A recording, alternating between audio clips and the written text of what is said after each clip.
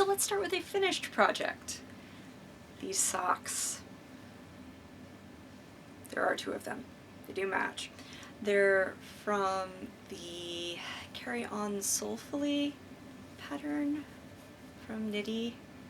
Really love their patterns, and I mostly love about these that I managed to dye a skein of fairly boring sock yarn that I had that was white with the Kool-Aid instructions and get long repeats. Variegated yarns, you tend to get the pooling and the small splashes of colors, and there are things you can do with the stitch pattern to make this more appealing, but I didn't want to rewrite this pattern. I wanted to just do this pattern, and I wanted large stripe sections. And as you can see, this pattern, the stitches run all the way around the sole. They're very nice. It's like my feet are having this warm hug all the way around them. It's great. So I ended up using 2 mason jars as the end and running 16 feet of yarn around some table legs, and then at the end I could lift the mason jars out and have my very long skein of yarn.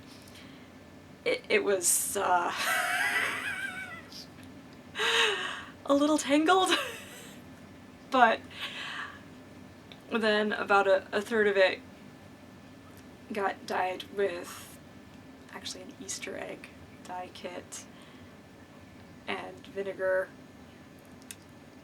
and then 2/3 got dyed with another vinegar, and I ended up accidentally dyeing the 2/3 a light green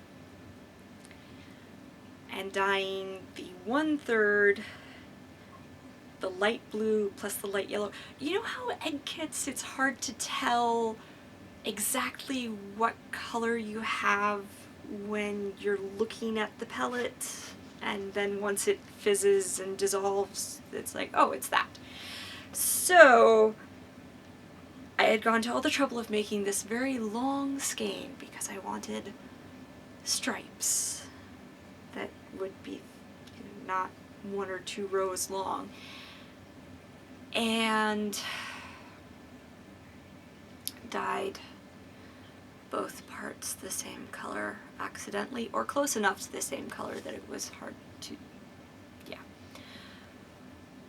So then, you know, huge disappointment when it dried, but then I over-dyed the one section with a darker blue, so then you have the darker green stripes, which my friends have pointed out it looks like a watermelon, which I think is a lot of fun. So if I ever do dye sock yarn like this again and make these socks, I want to do this sort of pattern at the bottom and have the top be solid red and just Swiss darn in some black stitches for the seeds. I think it'd be adorable. But that's those socks, and they're done, and I've been happily wearing them and mostly hand washing them, because at the point I used the skein I wasn't sure if it was hand wash only or machine washable yarn. That's how long I'd had it, and they did accidentally end up in the laundry once, and they were a little snugger after that, but I think as long as I keep them out of the wash, they'll do fine. Anyway,